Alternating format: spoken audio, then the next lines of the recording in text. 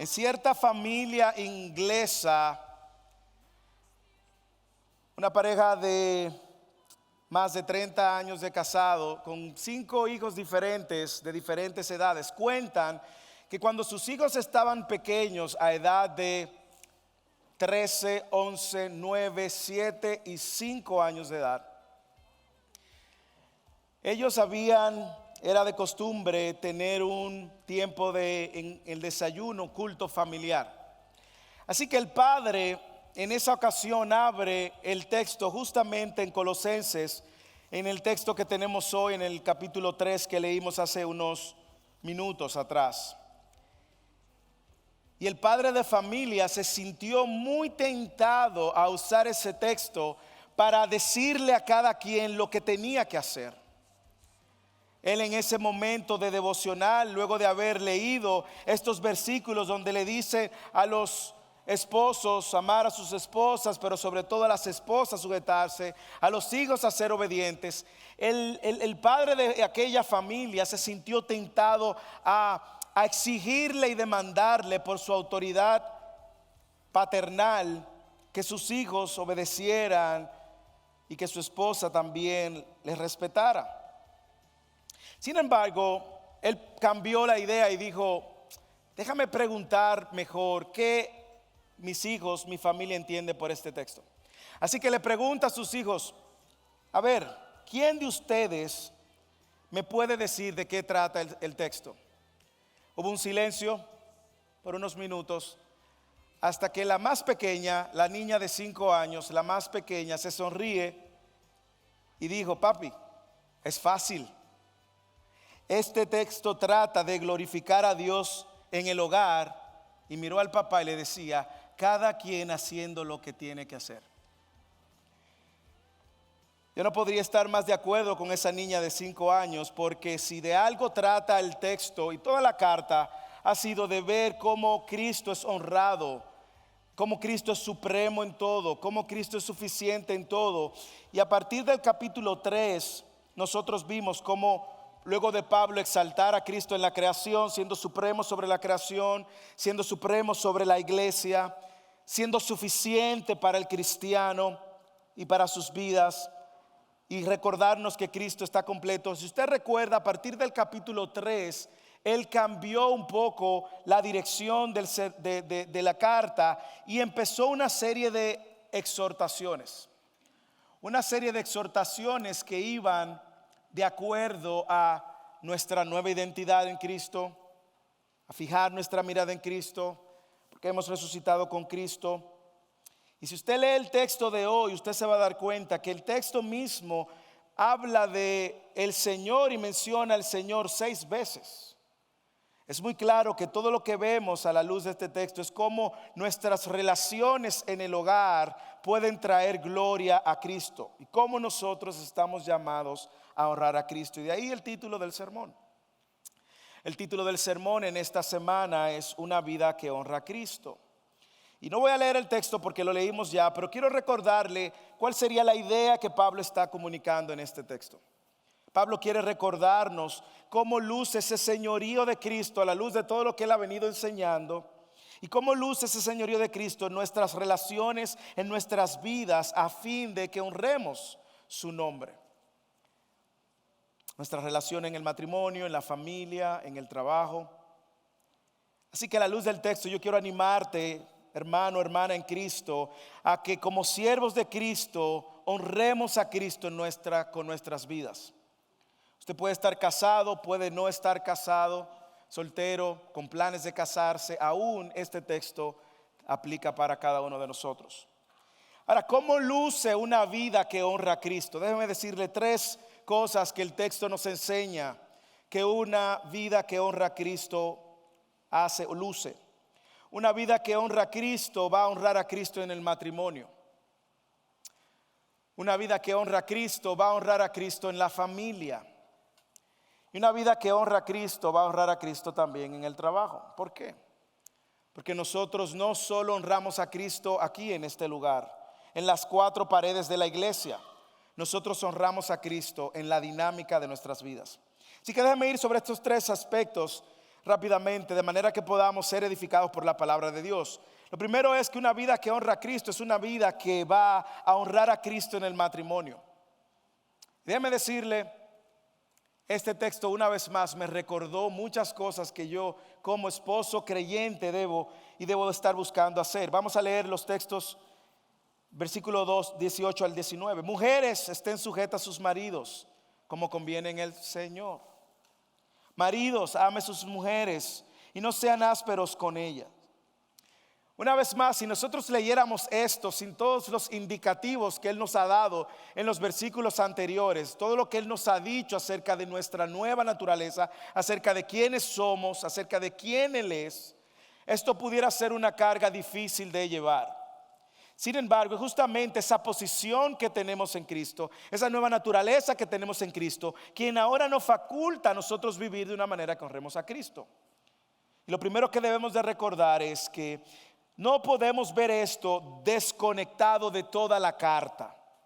Así que déjenme decirles y recordarles rápidamente algunas cosas que Pablo ha venido diciendo hasta este punto de quiénes son aquellos que están en Cristo y quién es Cristo mismo. Porque si vamos a honrar a Cristo, sin duda alguna estamos hablando de ese llamado que tenemos como cristianos. Mire lo que él ha dicho en el capítulo 1:13. Él dice que fuimos trasladados del reino de las tinieblas a la luz. En el capítulo 1, en el versículo 14, él dice que todos fuimos perdonados en Cristo, todos sus hijos. En el versículo 15 y 16 nos recordó que Cristo es Dios, que es el creador y Él es supremo sobre su creación y que todo fue creado para Él, incluyendo usted y yo. En el versículo 18 nos recuerda que Él es la cabeza de la iglesia, de la cual usted y yo somos parte. En el versículo 22 del capítulo 1, Él nos dice que nos reconcilió con Dios por medio de Cristo. Ahora ya no hay enemistad entre yo como creyente y Dios, porque Cristo me reconcilió. En el capítulo 2 entonces Él nos recordó que nos dio vida y que quitó de en medio todo documento, toda deuda que nosotros teníamos contra Dios. Él la pagó en la cruz. ¿Usted lo recuerda?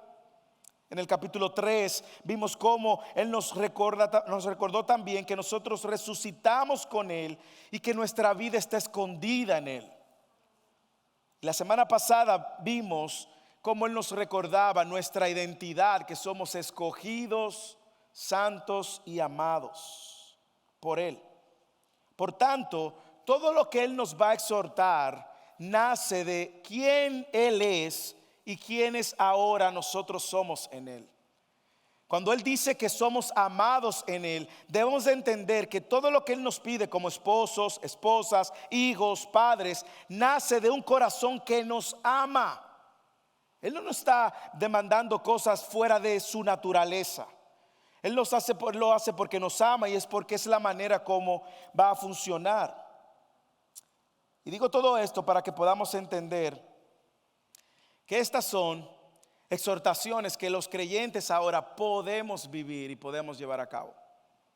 Lo primero que él empieza es hablando a las mujeres y dice: mujeres, estén sujetas a su marido como conviene al Señor. Yo sé que ese concepto de sujetarse, someterse, es un concepto que crea mucho ruido en este tiempo, en esta temporada donde nos ha tocado vivir. La palabra sumisión molesta en esta cultura. Y sobre todo cuando dicen que las mujeres deben someterse o sujetarse. Y eso viene justamente porque tenemos un entendimiento incorrecto de lo que significa la palabra. La palabra, este concepto de sumisión no significa inferioridad. No significa que la mujer es menor. De hecho, yo le puedo demostrar por las escrituras que no es así, porque el Señor mismo en Primera de Corintios capítulo 11 versículo 13 nos dice que Cristo, usando la misma palabra, se sujetó al Padre. ¿Ok? O sea que sujeción no significa inferioridad, porque estaríamos diciendo entonces que Cristo es inferior al Padre y no lo es. Sin embargo, como dije, este concepto ha sido distorsionado por causa del pecado. Un pecado que produce en nosotros una rebelión natural hacia la autoridad. Nosotros no queremos someternos a nada ni a nadie. Nosotros queremos ser nuestra propia autoridad. No queremos que nadie nos diga lo que tenemos que hacer. No queremos que nadie nos diga cómo tenemos que hacer las cosas. Y este problema inició en el Edén, en Génesis, cuando nuestros únicos mejores representantes, pues ellos fallaron en someterse a la autoridad de Dios. De hecho, una de las consecuencias que la mujer iba a tener que lidiar, con la cual la mujer tenía que lidiar, la vemos en Génesis capítulo 3, 16, donde dice que tú, la mujer, desearás controlar a tu marido. Ahora entienden muchas cosas las hermanas y los hermanos. Y como dice el mismo texto, y él él gobernará sobre ti. Y esto ha tenido repercusiones en la relación entre esposos y esposas. ¿Por qué? Porque vemos a los hombres entonces abusando de su liderazgo y ejerciendo un liderazgo antibíblico. Y vemos a una mujer naturalmente rebelándose contra cualquier tipo de autoridad, justamente por causa también del pecado. Ahora déjenme decirle lo que no significa este texto, ¿ok? Este texto no significa que la mujer debe verse como inferior. Como dije, Cristo se sometió y eso no hace a Cristo inferior. Segundo, no significa que la mujer no piensa por sí sola o no tiene la capacidad de pensar por sí sola. Tampoco significa eso. No significa que la mujer no pueda tener su propio entendimiento o llegar a sus propias conclusiones. Tampoco no significa eso.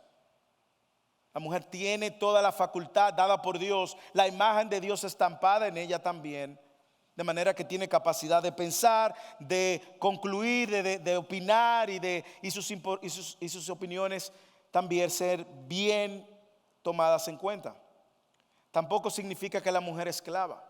No, nada de esto.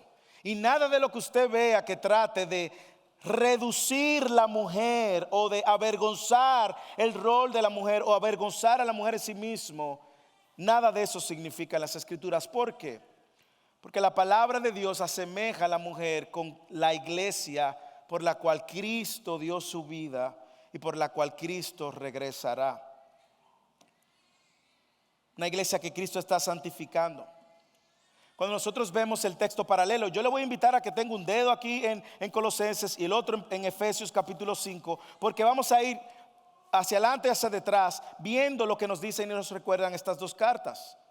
Mire cómo Efesios, la carta de Pablo a la iglesia de Éfeso, nos ayuda a entender en el capítulo 6, versículo 22. Dice, las mujeres estén sometidas a sus propios maridos como al Señor. Y Pablo entonces da un argumento de diseño, hermanos.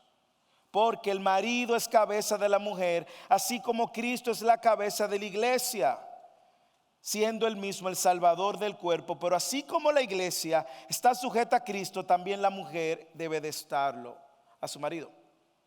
Así que ¿cómo luciría entonces una mujer que está bíblicamente sometida al liderazgo de su esposo? Es una sujeción que considera el liderazgo del hombre como conviene en el Señor, dice el texto. Es una sumisión que complementa el liderazgo, pero no lo opaca como conviene en el Señor.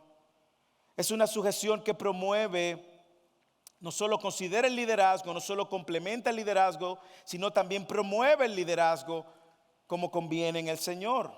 Deja que Él tome decisiones, deja que Él habla, deja que Él opine como conviene en el Señor.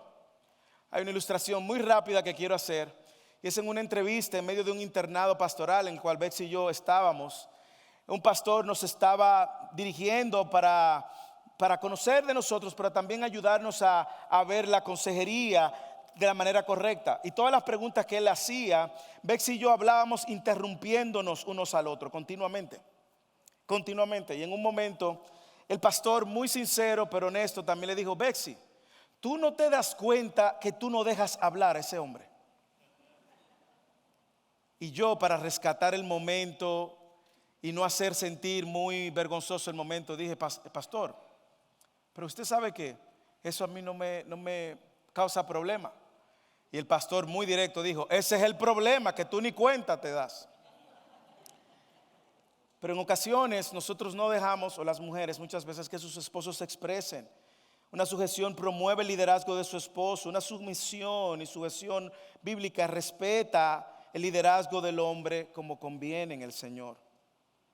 Es una sujeción que es impulsada por la nueva naturaleza que hemos recibido en el Señor, de manera que adorne el Evangelio. Ella tiene ciertos límites bíblicos también, porque no es que la mujer a todo lo que el esposo la invita a hacer, la va a hacer, si lo que el esposo le invita a hacer es desobediencia al Señor. Esto puede traer mucho conflicto, pero ella tiene un liderazgo ahora que entra dentro de un marco bíblico. Cuando usted lee el texto, dice como conviene en el Señor. Y cuando usted ve en el texto de Efesios, dice como al Señor. Por lo tanto, esa sujeción es una sujeción que va a honrar al Señor en todas sus maneras. Ahora, ¿qué es estar sujeta como conviene al Señor? Porque le he dicho, déjeme resumirlo en esta frase. Mujeres, es hacer las cosas según el diseño de Dios, de acuerdo al propósito de Dios, a la manera de Dios, para la gloria de Dios. Voy a repetir. Mujeres, es hacer las cosas según el diseño de Dios, de acuerdo al propósito de Dios, a la manera de Dios, para la gloria de Dios. Usted ve este mensaje hoy en día, y si este mensaje se lleva a cabo bíblicamente, es un mensaje contundente en contra del feminismo que estamos viendo hoy en día. Esposas, las animo a que complementen a sus esposos. Ayúdenlo a dirigir su hogar, no lo manipulen. Impulsen su liderazgo, no traten de controlar y microcontrolar.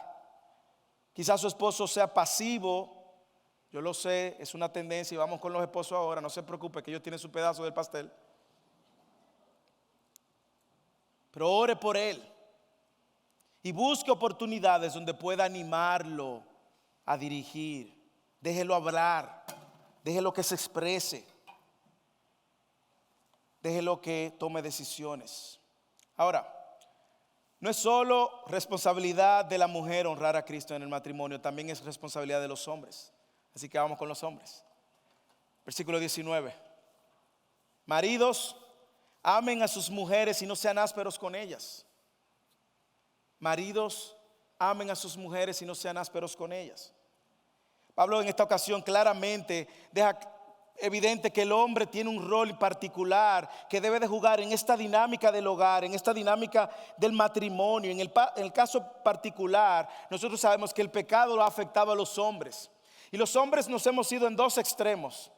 O somos pasivos completamente, o somos muy abusivos, machistas y queremos imponer nuestra autoridad de una manera no bíblica. Y ambas son no bíblicas.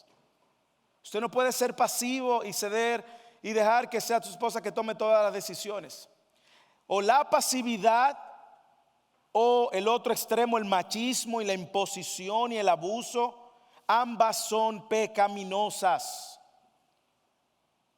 Pasividad muchas veces para amar a sus esposas, pasividad para dirigir a sus esposas, pasividad para dirigir el liderazgo de la esposa. Yo quiero que usted sepa, como pastor, en lo que vemos es el día a día, hermanos. Mujeres que conocen mucho las escrituras y los esposos un paso atrás. Dicen, sí, ella sabe más la escritura.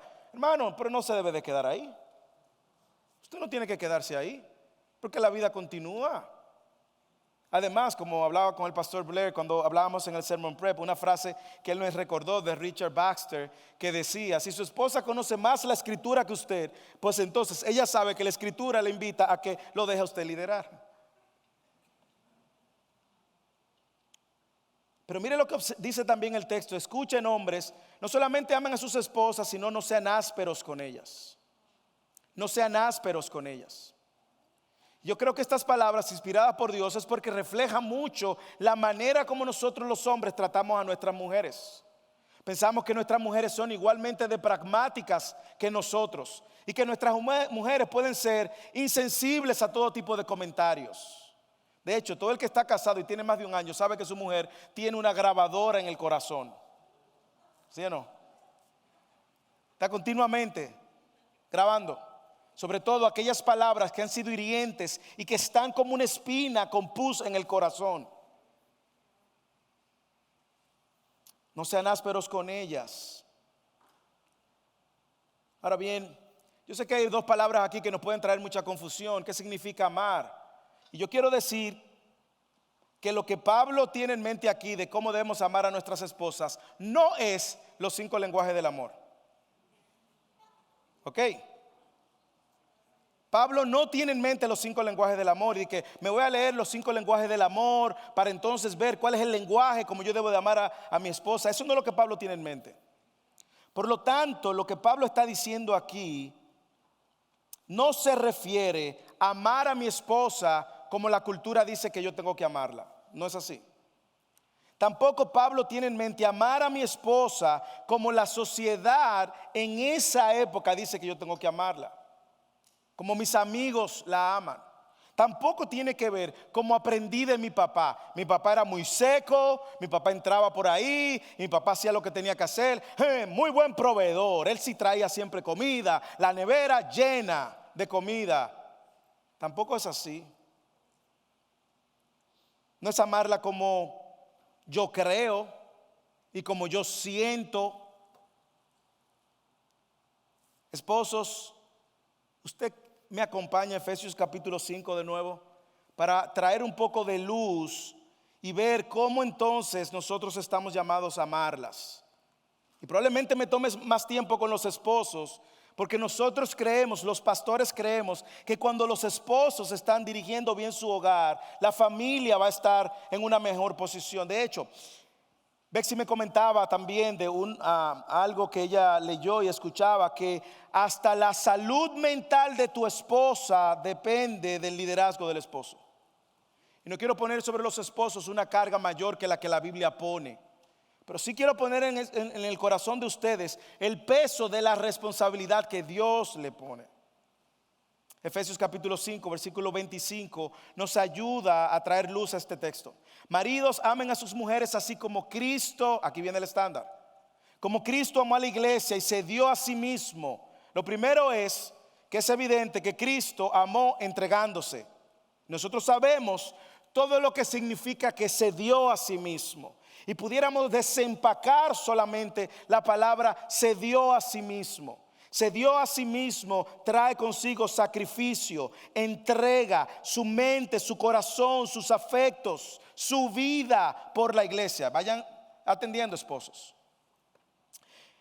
Para santificarla, habiéndolo purificado por el lavamiento del agua con la palabra, a fin de presentársela a sí mismo, una iglesia en toda su gloria, sin que tenga manchas, ni arrugas, ni cosas semejantes, sino que fuera santa e inmaculada. Déjeme resaltar algo de ese texto que es contracultura, ¿ok? Pero que es glorioso. De ese texto. Cristo amó a la iglesia cuando la iglesia lucía en su peor condición. ¿Ok? Cristo amó a la iglesia cuando la iglesia estaba totalmente descompuesta, podrida, dañada. ¿Ok? La cultura nuestra es al revés. Nosotros usualmente nos enamoramos de nuestras esposas cuando están en su prime, en su mejor momento, bellas, esbeltas, sin arrugas, jóvenes, vigorosas. ¿Sí o no? Y es ahí donde nos enamoramos y es ahí donde hacemos pacto de amor. Y ahí decimos, hasta que la muerte nos separe. Pero ¿qué pasa? Vienen las arrugas. Vienen las cicatrices producidas por los embarazos y el cuerpo comienza a cambiar. Y ahora nosotros pensamos y nuestra cosmovisión es totalmente inversa a la de Cristo. Cristo nos toma en la peor condición y mire lo que dice Efesios, para presentársela sin manchas y sin arrugas. Porque la obra de Cristo es una obra santificadora. Nosotros somos al revés. Nos casamos en el mejor momento y desde que empiezan a salir arrugas, desde que empiezan los problemas, entonces queremos salir corriendo. Pero no así Cristo. Así que el estándar que Cristo está presentando, hombres, es opuesto. Ahora físicamente sus esposas van a ir cambiando, pero el liderazgo que Dios nos ha dado es para que su corazón vaya apuntando a Cristo. Y observe el estándar, obsérvelo. La pregunta es, ¿cómo Cristo amó a la iglesia? Bueno, Efesios 5 nos dice que Él es la cabeza de la iglesia. En Mateo 20:28, Él dijo que Él vino para servir y no ser servido. En Gálatas 1 dice que vino para librarnos, se entregó sin medidas. En primera de Timoteo, Él dice que se dio por rescate de nosotros. En primera de Pedro 1:18 dice que fuimos comprados, redimidos por Él. En Efesios 5:28 dice que Él cuida y sustenta a la iglesia. Así que pudiéramos concluir que Cristo ama a la iglesia en estas 5 maneras. Atención, hombres. 1, compasiva y pacientemente. Compasiva y pacientemente. Usted dirá, pastor, eso es imposible con mi esposa.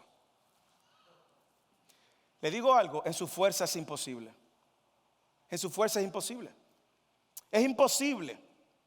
Pero a mí me encanta que Efesios en el capítulo 5, versículo 18 y en el versículo 21 del capítulo 5 de Efesios nos dice algunos elementos importantes. El versículo 18 primero nos dice que debemos de ser llenos del Espíritu Santo. Es imposible ser compasivo y paciente con su esposo o su esposa si usted no es lleno del Espíritu Santo. Luego en el versículo 21 del mismo capítulo 5 dice que deben de someterse unos a otros en el temor del Señor. Es imposible ser compasivos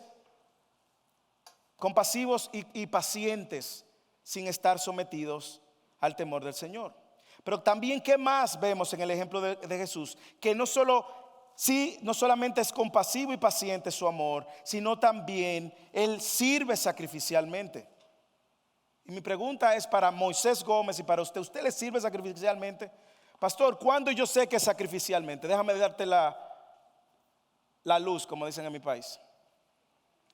En ese momento donde tú quieres hacer algo para complacerte a ti y tu esposa tiene una genuina necesidad, ahí es donde empieza el sacrificio. Pero el mayor servicio que tú puedas hacer a tu esposa, déjame decirle, todo el que conoce sabe que yo promuevo que los hombres ayuden en la casa, los quehaceres, los platos, la basura, todo. Pero el mayor servicio que usted puede hacer por su esposa, ¿usted sabe cuál es? Esposos, guiarlas por la palabra a Cristo. Mostrarle a Cristo. Liderarla espiritualmente es el mejor y mayor servicio que usted puede hacer. ¿Cómo más? Humildemente. No solamente Él sirve sacrificialmente, sino que lidera humildemente.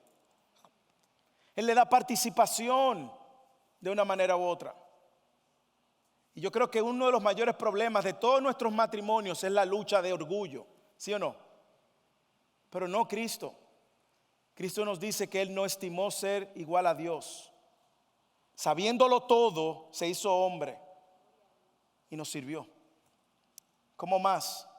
No solamente Él nos ama compasivo y pacientemente, nos sirve sacrificialmente, nos lidera humildemente, sino también que se entrega completamente. Se entregó completamente. Déjeme decirle cómo funciona esto en la práctica, maridos. ¿A dónde se te van tus ojos, tus afectos, tu corazón, tus energías? ¿Se te están yendo a otra mujer?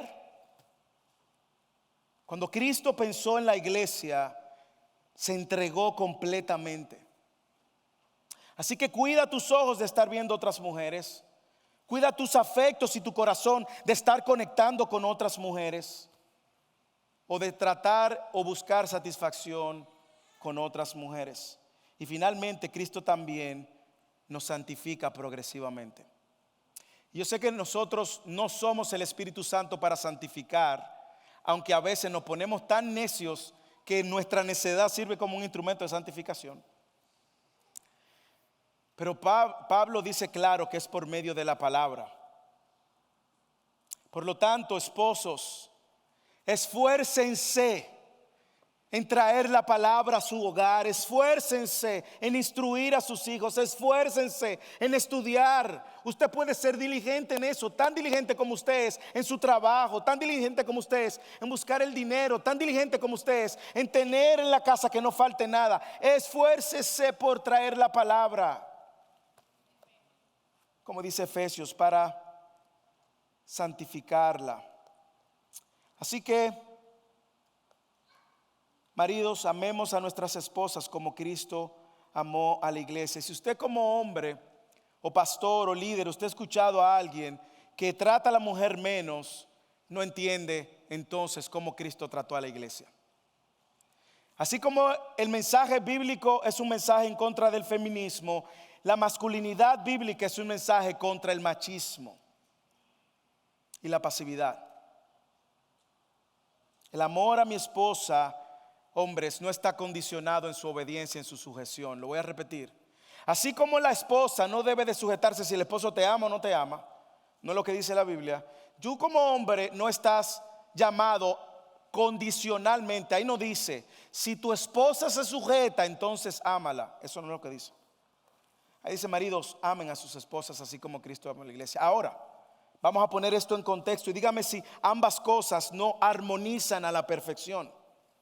Dígame si esto no es el diseño de Dios, la manera de Dios para que un matrimonio honre a Dios. Amen a sus esposas como Cristo amó a la iglesia. Probablemente usted esté aquí, no esté casado, sea soltero o soltera y te dirá, bueno, yo no estoy ahí todavía. Bueno, por lo menos usted tiene aquí una imagen de cómo va a lucir tu matrimonio, así que ve preparándote desde antes. Y si tú no tienes planes de casarte, por lo menos tú tienes, y eres soltero, tú tienes una imagen de cómo luce un matrimonio que va a honrar a Dios. Pero a la iglesia también hay una aplicación importante, hermanos. Yo no sé si usted ve que hay una esperanza de que Cristo nos está santificando. Y nos encontró en nuestra peor condición, pero nos va a presentar sin arrugas. Y ahí está usted, estoy yo, nos va a presentar sin manchas. Ahí está usted, estoy yo. Así que, esposos, Dios ha creado nuestros matrimonios para traer gloria a su nombre, no para que sean un campo de batalla. No para que sean un campo de batalla. Así que la solución se encuentra en Cristo. Sométanse unos a otros en el temor de Cristo. Hermanos, sin el temor de Cristo y sin la llenura del Espíritu Santo, ningún matrimonio va a sobrevivir. La gracia de Cristo solamente nos sostiene. Una vida que honra a Cristo no solamente honra a Cristo en el matrimonio, sino también honra a Cristo en la familia. Versículo 20 al 21. Hijos, sean obedientes a sus padres en todo, porque esto es agradable al Señor. Padre, no exasperen a sus hijos para que no se desalienten. Para honrar a Cristo, no solamente en nuestra familia, en nuestras vidas, no solamente es el matrimonio, también es en la dinámica padre e hijos. Y sin duda alguna que inicialmente este texto puede ir orientados a padres que son conocedores de la verdad del Evangelio y padres que han estado comprometidos enseñándole esas verdades a su hijo, y en algunos contextos con hijos que también conocen del Evangelio. Pero hay varias preguntas que responder. Lo primero, ¿qué significa obedientes en todo? Eso es lo primero. ¿Por qué? Porque ese en todo muchas veces es mal usado por los padres para manipular a sus hijos. Y usándolo mal para manipular a sus hijos, crean en sus hijos desaliento. Más aún, déjeme decirle que en Efesios dice no provoquéis a ira. Y en este texto dice también, aunque dice no exasperéis, se puede traducir no provoquéis a ira. Así que, ¿qué significa ser obediente en todo? Bueno, el texto nos ayuda a entender todo lo que agrade al Señor. No todo lo que me agrade a mí como papá necesariamente. Porque yo puedo tener mis propias preferencias y puedo tener mis propios intereses, y yo preocuparme más porque mi hijo me agrade a mí, bajo la excusa de que agradándome a mí está agradando al Señor. Pero el texto dice, porque esto es agradable al Señor. Por lo tanto, yo tengo un parámetro claro, que el fin es agradarle al Señor, aun cuando me desagrade en ocasiones a mí. Porque se trata del Señor, no de mí. ¿Usted lo puede ver en el texto? Cuando hablamos de obedecer a nuestros padres, hablamos de obedecer en todo lo que vaya bajo ese camino que va a traer gloria a Dios y que va a producir en el hijo una instrucción que va a traer una enseñanza del Señor. Y una vez más, vamos a Efesios capítulo 1, Efesios capítulo 6, versículo 1. Hijo, obedezcan a sus padres porque esto es justo. Entonces nosotros vemos que es una dinámica de dos responsabilidades. Si un padre le pide a su hijo que lo invita a pecar, ¿debe ese hijo obedecerlo? No estoy muy seguro de que eso sea lo que dice la Biblia.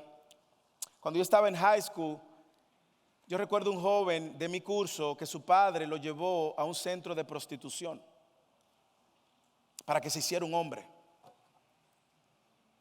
Y déjeme decirle que a la fecha, en el 2022, él no ha podido tener un matrimonio estable. Por lo tanto, la Escritura nos deja clara cuál es el parámetro: es honrar a Dios. Es honrar a Dios, y en ese honrar a Dios es el parámetro que yo tengo. Nosotros sabemos que el texto de Efesios dice: honra a tu padre y a tu madre, porque estos para que tus días sean prolongados en la tierra. Y déjenme decirle que en el contexto de Éxodo, si usted lee también Deuteronomio, usted se va a dar cuenta de que en el antiguo edad, si un hijo desobedecía a su padre, ¿usted sabe con qué pagaba? Con la vida. Lo apedreaban, lo sacaban del campamento. Deuteronomio capítulo 21. Cuando en el Antiguo Testamento se da la ley: honra a tu padre y a tu madre para que tus días sean largos en la tierra, significaba que si no honraba a su padre y a su madre, lo podían traer al campamento por deshonra y ser apedreado. Pero cuando honraban a sus padres era porque ellos estaban deshonrando a sus padres, que los habían instruido en el temor del Señor. Por lo tanto, lo que ellos estaban haciendo era una vergüenza a Dios primero. Es agradar y honrar a Dios porque esto es justo. Yo no sé si usted lo ve, pero el parámetro es claro, Padre. Tenemos una responsabilidad de honrar a Dios, como dice Efesios, instruyéndolos en la disciplina del Señor. Esa es mi meta y mi responsabilidad. Hijos, padres, así que no exasperen a sus hijos. Sus hijos se pueden desalentar. Yo creo que esas palabras nos recuerdan que nosotros, con las buenas y mejores intenciones de instruir a nuestros hijos, podemos hacerlo en pecado. ¿Usted lo ve? Usted ve que nosotros podemos tener las mejores intenciones de dirigir a nuestros hijos y pecar. ¿Cuándo pecamos? ¿Cuándo lo provocamos a ira? Bueno, cuando yo lo manipulo para que hagan lo que yo quiera. Cuando yo lo controlo para que hagan lo que quiero, porque no cumple con mis expectativas. Cuando quiero que ellos sean mi trofeo y hablen bien de mi crianza y de mi reputación. Cuando nos enfocamos en pastorear más su conducta que su corazón.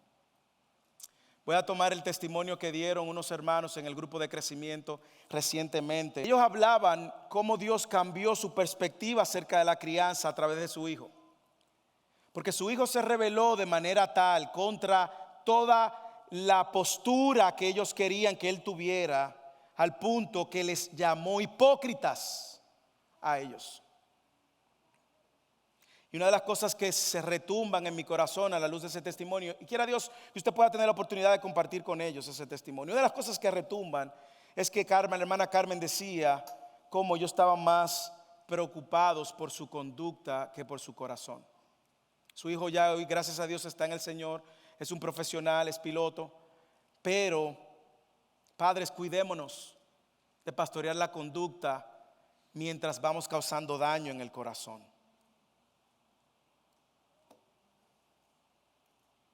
Mis hijos se pueden desalentar.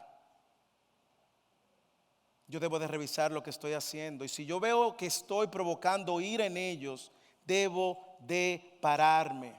Busque consejo. Ahora bien, probablemente su hijo pueda sentir rebeldía si usted le está enseñando el evangelio y él no es creyente. Y te pone una oposición abierta. Pero me encanta que Pablo hace un énfasis en Efesios cuando dice que debemos de criarlo en la disciplina e instrucción del Señor.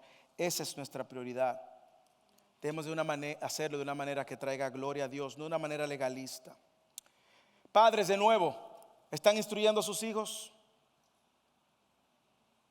en el temor del Señor? ¿Y qué le dice a los hijos? Hijos, ¿Qué le dice a los hijos? Honren a sus padres. Hay una doble relación. Hay una doble relación. Finalmente, quiero hacer esta pregunta antes de pasar al próximo punto. Si yo tuviera hoy una conversación con sus hijos, padres, y yo le preguntara a sus hijos, dime, ¿te están instruyendo en la disciplina y el temor del Señor? ¿Tú te sientes que lo están haciendo de una manera bíblica? ¿Cuál sería su respuesta? ¿De una manera sana? ¿O tú entiendes que ellos están más preocupados en tu conducta? Igualmente a los padres. Presten atención, niños. Si yo le preguntara a sus padres, ¿sus hijos son obedientes?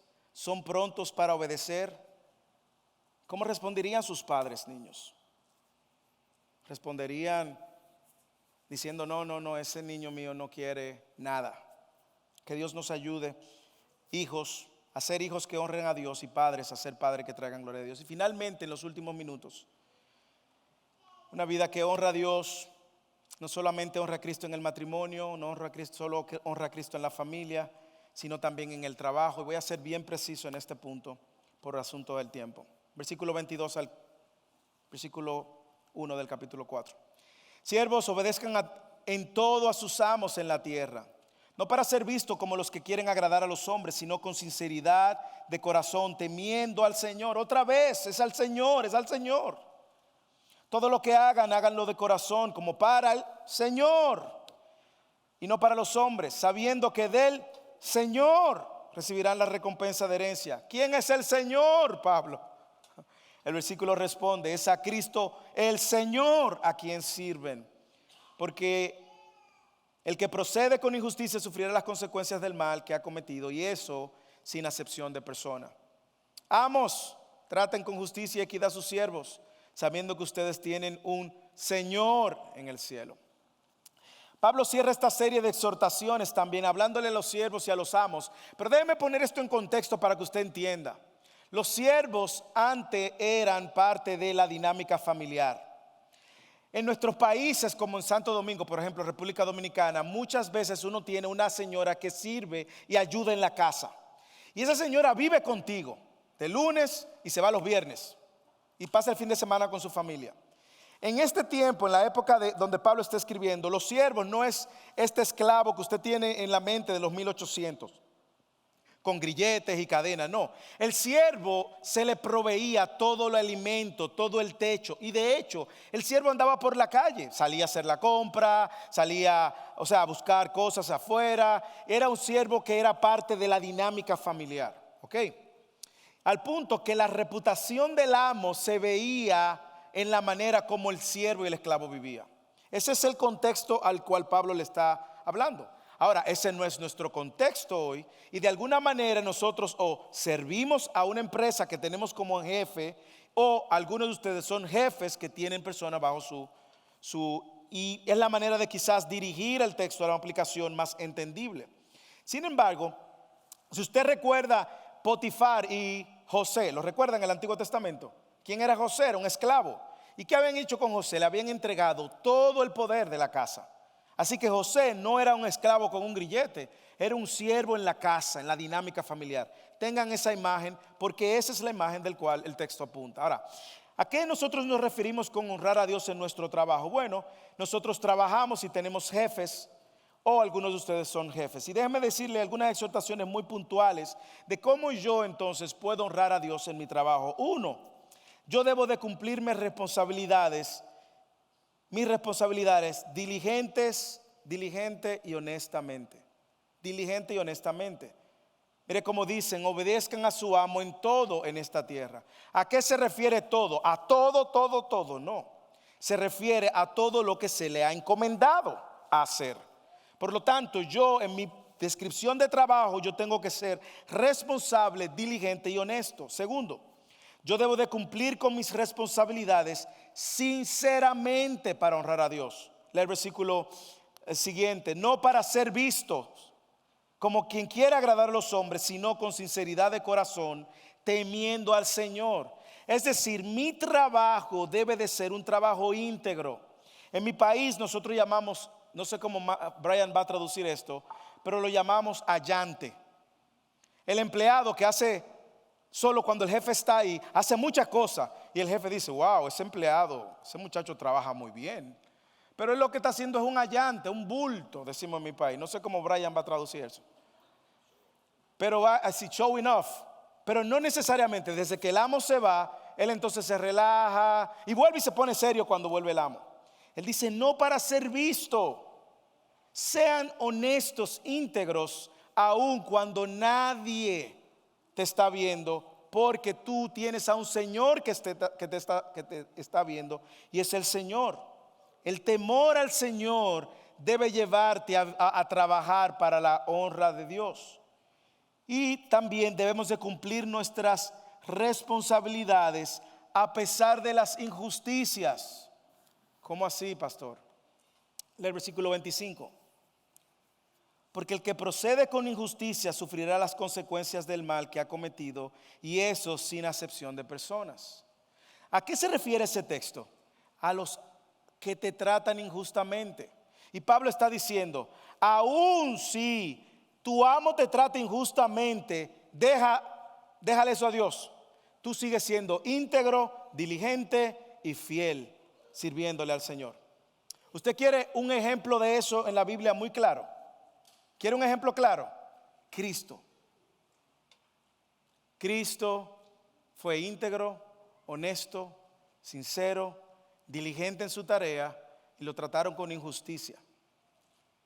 Sin embargo, él no descuidó ni culpó a nadie. Él sabía que su padre iba a tomar cartas en el asunto.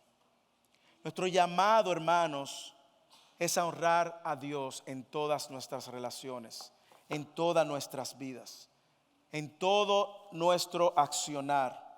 En el lugar de trabajo, procura que la gente sepa que tú estás honrando a Dios. Eso yo no lo hago porque tengo otro código de valor. Esto sí lo hago porque representa mi código de valor, pero no nos dejemos arrastrar. Y él cierra dando una exhortación a los amos también. Dice, traten con justicia y equidad a sus siervos. Si yo tuviera República Dominicana, probablemente yo le dijera a todo el que tiene una señora que trabaja en su casa, trata a esa señora con equidad. No la trates como si fuera menos que el perro de tu casa. Pero en el contexto laboral, si usted tiene empleados a su cargo, o si usted contrata a alguien para que le haga un trabajo, no le pague tratando de sacarle ventaja. Págale por lo que es justo, porque eso honra al Señor. Eso honra al Señor. Ahora bien, esto es imposible hacerlo si no recordamos que hemos sido escogidos en Cristo, amados por Cristo y santos en Él. Que el Señor nos ayude, iglesia. Que el Señor nos ayude a honrar a Cristo con nuestras vidas. Y si tú nos visitas y tú no entiendes de lo que estamos hablando y esto te suena mucho a ti, mucho pesado, muy pesado, es porque hay una carga que Cristo tiene que tomar que tú no puedes llevar.